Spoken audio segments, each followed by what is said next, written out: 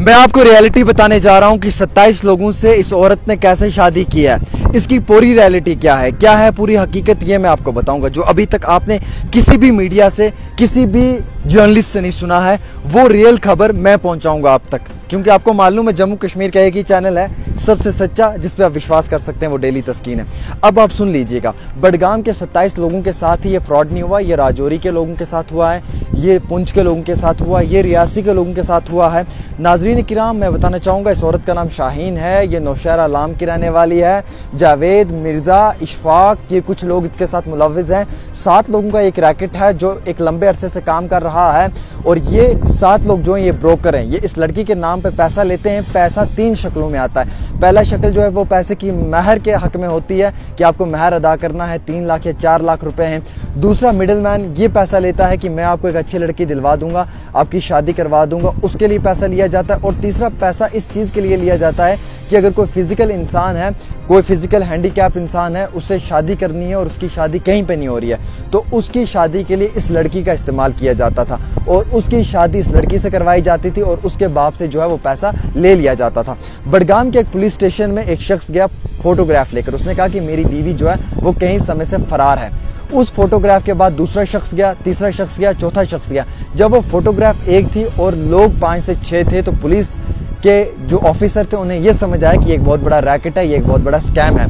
नाजरीन किराम, बाद में ये मालूम चला कि इस औरत ने अपने झांसे में तकरीबन 27 लोगों को सिर्फ कश्मीर के अंदर जो है वो कैप्चर किया है, जिसमें कि राजौरी, पुंछ और रियासी के लोगों का अभी कोई अता पता नहीं कि वो कितने लोग।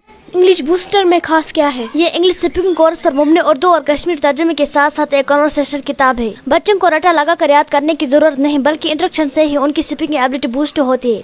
इसमें वही कंटेंट है जिसका हम डेली लाइफ में इस्तेमाल करते हैं। कलर प्रिंटिंग के साथ साथ 3 जुबानों में ग्रामर है। अगर आप इस किताब को मंगवाना चाहते हैं तो दिए गए नंबर पर राब्ता करें। उनसे कितना पैसा लूटा गया है।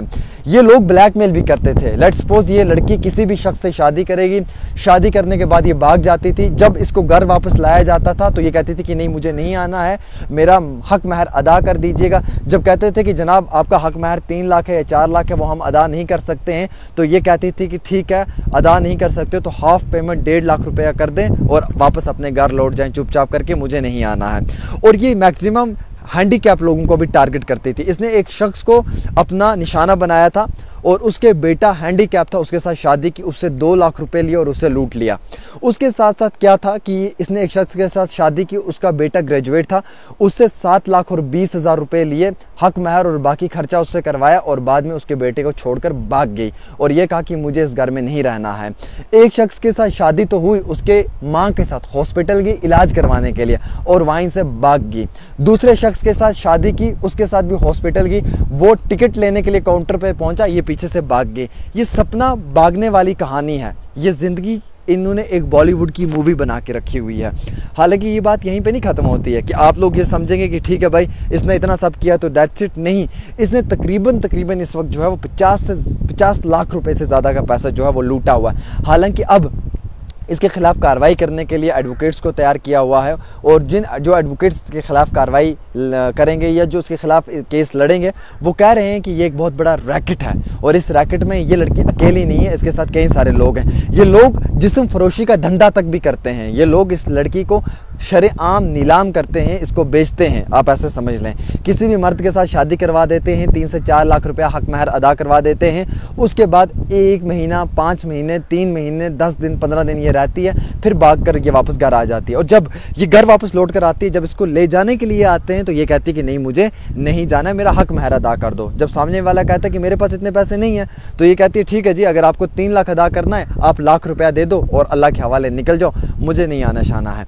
इवन कि यहाँ कश्मीर से लोग राजौरी पहुंचे, राजौरी में होटल के रूम्स बुक करवाए। रूम बुक करवाने के बाद इसको बुलाया गया कि इसके साथ शादी करनी है, लेकिन जो ब्रोकर था उसने उस वक्त में उस पार्टी को जो यहाँ से राजौरी की थी शादी करने के लिए, उसे हाफ पेमेंट दे दी वापस कि हम नहीं करवा सकते हैं आपकी शादी। कुछ समय के बाद फिर पैसे लिए और दूसरी एक लड़की दिखाई और फिर उसके साथ शादी करवा दी। पहले फ़ोटो एक का, बाद में शादी दूसरी की। ये एक मैरिज रैकेट है जो नियर अराउंड मुझे लगता है कि अभी तक करोड़ों रुपए का बिजनेस कर चुका है। और ये एक ऐसा रैकेट है जिसमें सिर्फ ना कि बडगाम के 27 लोग मुलव्विज़ हैं, बल्कि इसमें राजौरी पुंछ के इलाकों से भी लोगों को जो है वो इन लोगों ने अपना निशाना बनाया है।